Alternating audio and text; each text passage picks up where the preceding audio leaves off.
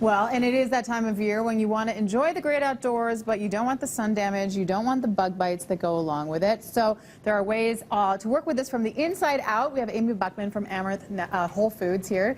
And Amy, you want to talk about the sun, first of all, and striking a balance, because we do need some elements from sunshine. We get a great balance for our circadian rhythms from the sun, general happiness, and of course our vitamin D levels. So some sun exposure is important. It's about balancing that so that you're not aging prematurely and of course exposing yourself to skin cancer. Okay, now we're starting from the inside out, which is an interesting approach because I'd never contemplated that you could do that. You can actually improve your body's ability to handle the sun for a certain period of time without burning by what you eat and don't eat.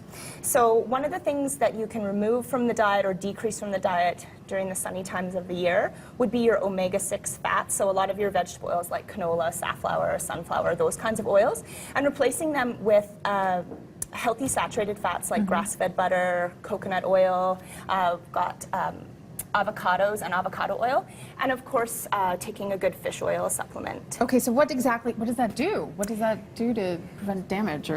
So these fats are very anti-inflammatory, right, and the sun creates inflammation. Okay, perfect. Now moving on. So another thing you can remove from the diet would be sugar, processed sugars and high glycemic foods, and replacing them with a lot of things that are high in antioxidants. So antioxidants are good for almost everything. You hear it all the time. Yeah. So one particular antioxidant that's really great for improving your body's resistance to sun is astaxanthin. So astaxanthin is a red marine algae. It's what salmon eat that makes them red, and pink flamingos and shrimp, like you were just eating, and lobster and all of that kind of thing. And astaxanthin is a very potent antioxidant that's being studied for anti-aging and anti-cancer. So it's something that you can find on a supplement on its own or in a fish oil that uses salmon. Okay, and I'm sure if you had questions about this, people at Amaranth could help you because it's you know, a new world for most of us to navigate.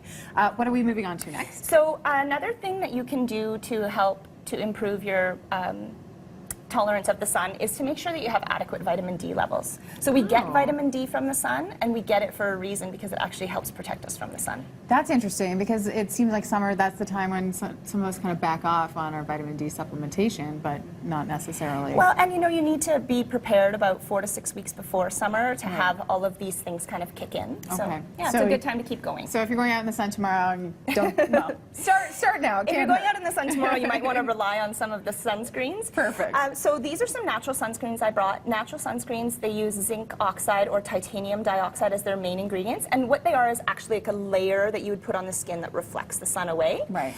Also, some of the new natural sunscreens are using red raspberry seed oil, which is naturally has an SPF of about 8 to 20, depending on the literature you read. Yes. So that's in this one here, and the green beaver and the badger sunscreens are made right here in Canada. And I use those on my daughter. And if you happen to get a sunburn, which some of us do, aloe vera is, you know, a very common and very effective remedy. Witch hazel also can be sprayed on the skin, which is very nice and cooling. Okay, and last but not least, we want to talk about bugs because we do have them here and they're coming out right now. So what are we talking about? They sure are. So we have some herbal remedies here like calendula and eucalyptus, lemongrass, lavender, those kinds of things you can put into a spray bottle and they help keep the bugs away. There's also a patch here, and that's really nice because you can put it on the side of a baby's car seat, or if you don't want to spray on yourself, you know, it's something that can help stop the bugs because the patch is soaked in herbal deterrents. And then some remedies if you do happen to get eaten alive. So this one here is a homeopathic, the Dapis gel, and it really helps decrease itchiness and helps to speed up those bug bites. And calendula is my family's favorite for anything itchy at all. So rashes, bug bites, even burns and that kind of thing. Calendula is one of our favorites. Perfect. Amy Buckman from Amaranth Whole Foods. All of this available at Amaranth, and we'll put links on our website, breakfasttelevision.ca.